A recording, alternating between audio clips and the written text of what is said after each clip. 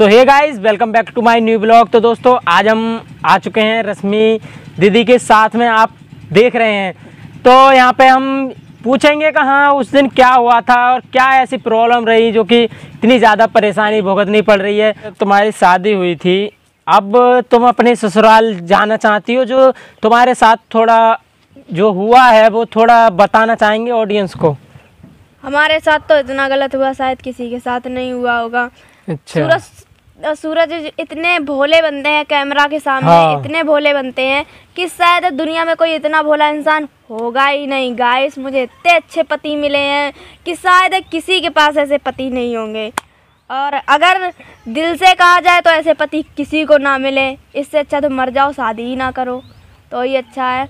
क्योंकि इनके चरित्र इतने गंदे हैं कि अगर बताने में भी शर्म आती है। जब अपने आप में सोचते हैं ना तो हमें खुद से शर्म आती है कि हमने ऐसे इंसान के साथ शादी कर ली।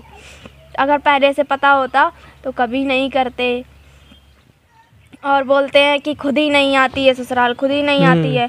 पहले एक बार पंचायत भी हुई, बोलते हैं पंचायत भी हुई। जब पंचायत हुई थी, पंचायत में फैसला हुआ था कि मतलब 3 दिन का दिया गया था समय कि 3 दिन के बाद तुम अपनी ससुराल चली जाओगी। तो मैंने कहा ठीक है। तो जिस दिन ये आए थे उसके एक दिन यहीं रुके थे रात भर। सुबह ये चले गए, फिर एक दिन जब फैसला हो गया तो मझुआ लोगों को गालियाँ देने की क्या ज़रूरत है, आप ही बताओ। तो उन्होंने गालियाँ दी।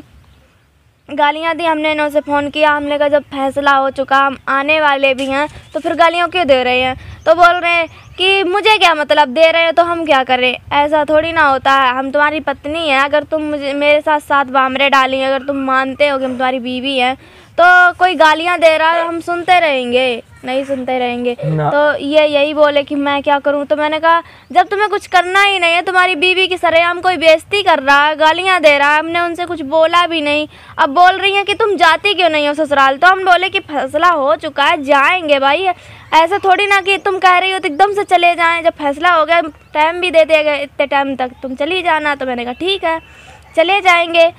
तो फिर से गालियाँ दी और मैंने इनसे फ़ोन किया तो ये बोले कि हम नहीं कुछ कह सकते और देने दो गालियाँ। तो हमने कहा तो फिर तुम लेने क्यों आए थे, जब तुम मेरे बीच खड़ा ही नहीं हो ना, तो लेने क्यों आए। तो क्या बोले कि हमें तो लोग कहीं ज़बरदस्ती घनीस के लाते हैं, कहीं चाचा ले आते हैं तो कहीं फूफा ले आते हैं। हम तो जाना ही नहीं चाहते हैं लिवाने, और नहीं मेरा रखने का मन है। ये बात इन्होंने मुझे अकेले में बताई।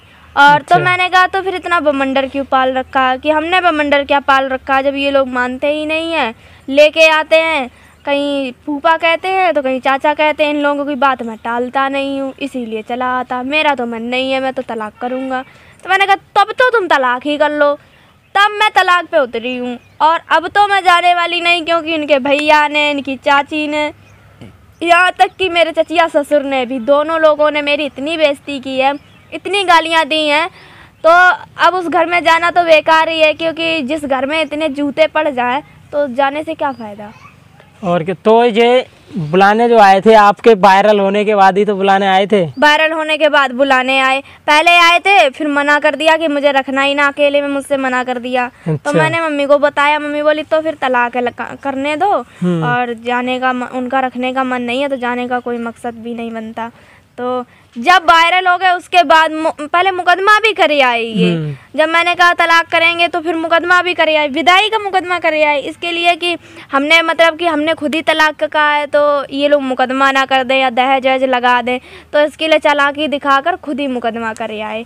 तो जब संबंध आए तो हमने कहा कुछ भी कहा भी नहीं, तो मुकदमा क्यों करे आए ये लोग। तो कुछ नहीं, तारीख ले आए, तब हमने भी मुकदमा किया। भाई अपने बचाव के लिए तो करना पड़ेगा। तब हमने किया।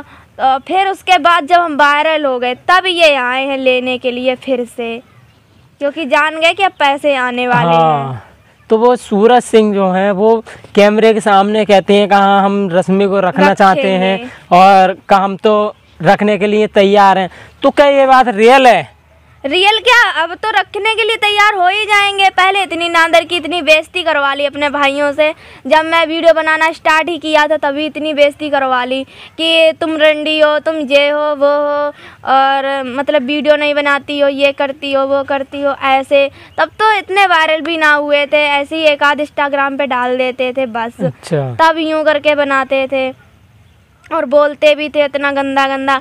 और अब ना लग रहा है, अब जब ले जाओगे तो अब क्या रंडी से हम पवित्र हो गए हैं या सावित्री बन चुके हैं?